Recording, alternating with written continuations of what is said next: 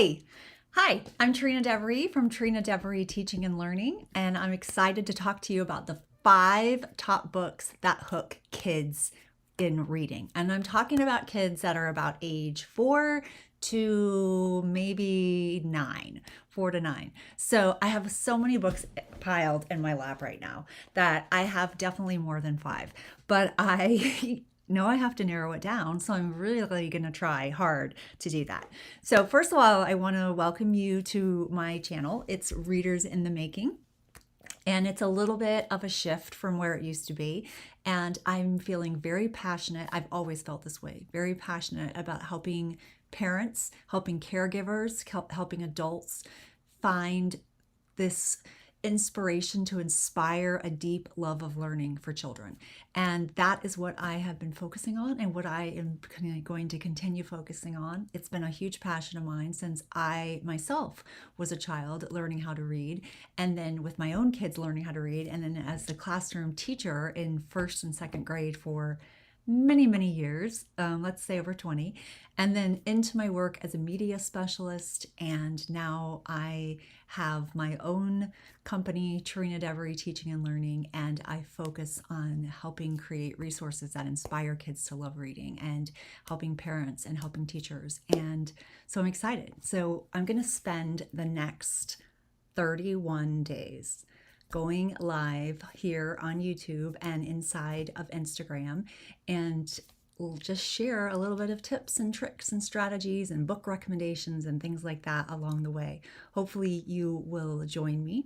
You don't have to join me every single day, but they'll be short. I promise to keep them short and sweet and to the point. So let's get started. We're talking about 5 different books that hook kids, and I'm gonna cheat a little bit. I'm gonna give you more than 5, but that's because some go together.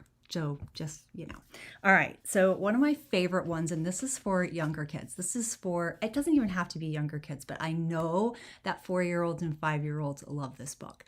I know that my second graders, my 7-year-olds, would have also loved this book, but I specifically know that kindergartners love it because I had a chance to read it into mini classrooms and it was so fun.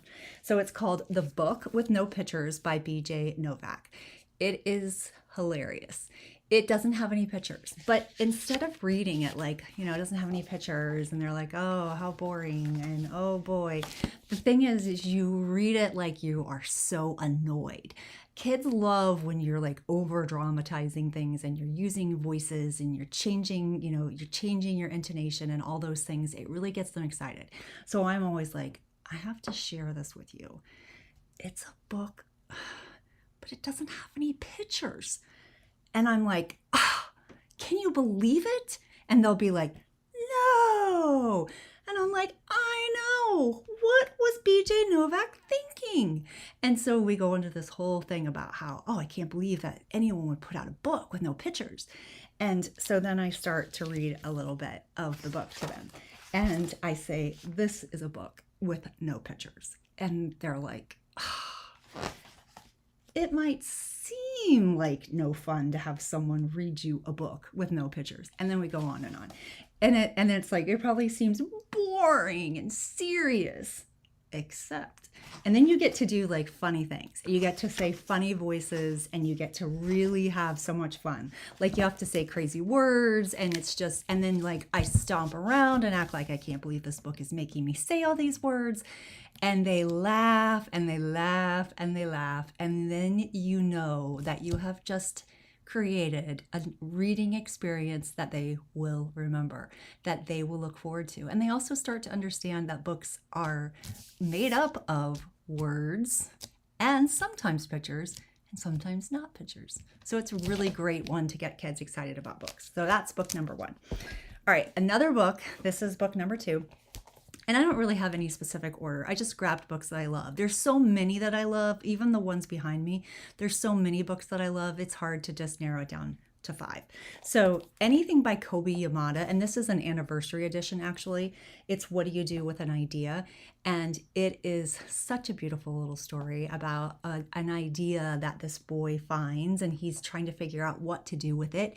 And kids can relate because they have so many ideas and they don't know what to do with them all. And they don't look at them like they're actually a physical being and that they can, create whatever they want. And so that's where I think the magic lies in these kind of books, is it allows kids' imaginations to soar. And that is an experience that hooks kids to reading.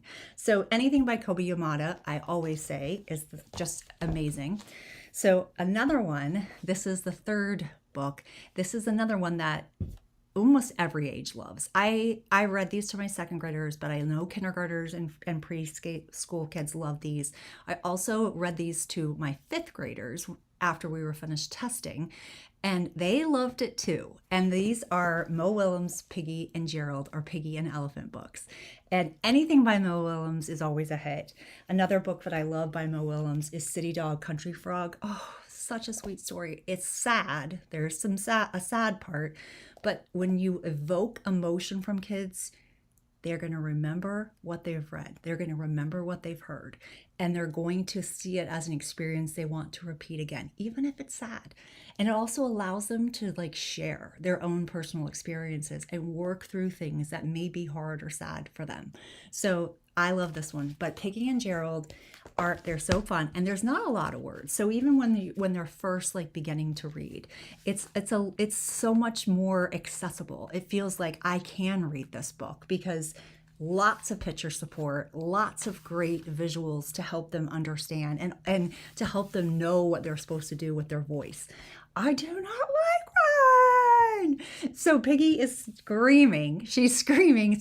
And they love that. That's fun to do. And you want to do it. And when I was in the classroom, I'm like, sorry to my colleagues, but I'm going to yell and we're going to love it. And so it's just so fun. So Piggy and Gerald, anything Piggy and Gerald is so fun. Another author that is the best, that's hard to narrow down, and this is the fourth one, is Kevin Henkes. I love Kevin Henkes. He's so good. I love that his characters are often mice. And two of my favorites from him is Lily's Purple Plastic Purse, which is about a little girl who is so excited about her new purple plastic purse, and she wants to show it off in class, and she kind of gets in trouble because she can't help but play with it when she's not supposed to. And kids totally know what this is like and how this feels. Whether they're at church and they're not allowed to do something and they can't help themselves, or they're at school and they want to play with their new little trinket and they're not supposed to.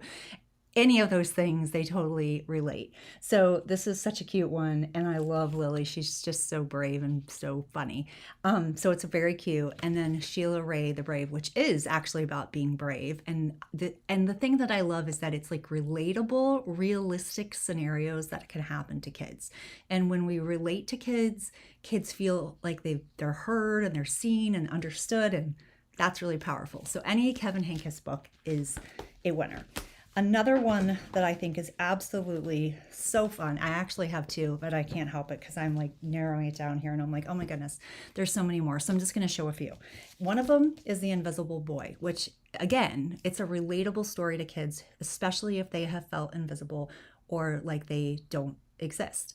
And so it's a beautiful story by Trudy Ludwig. The visuals, the illustrations are so perfect. They help make meaning in the story. I love pointing out that Brian, I think it's Brian, I always get confused now, except Brian, he wasn't invited. Everybody did except Brian. He wasn't invited. So he's grayed out. He doesn't feel colorful. I think that's really important, and it really helps make meaning in the story. So don't leave out the pictures. Don't cover up the pictures. Make sure you're allowing kids to see pictures. They're getting so much information from those pictures. When we cover up pictures and we hide pictures, it's like going to the movies and closing our eyes. Who would do that? That's crazy. Okay. Another one's for little ones that they love. Click, Clack, Camus, Cows That Type. So fun by Doreen Cronin. So fun. Anything by Doreen Cronin they love.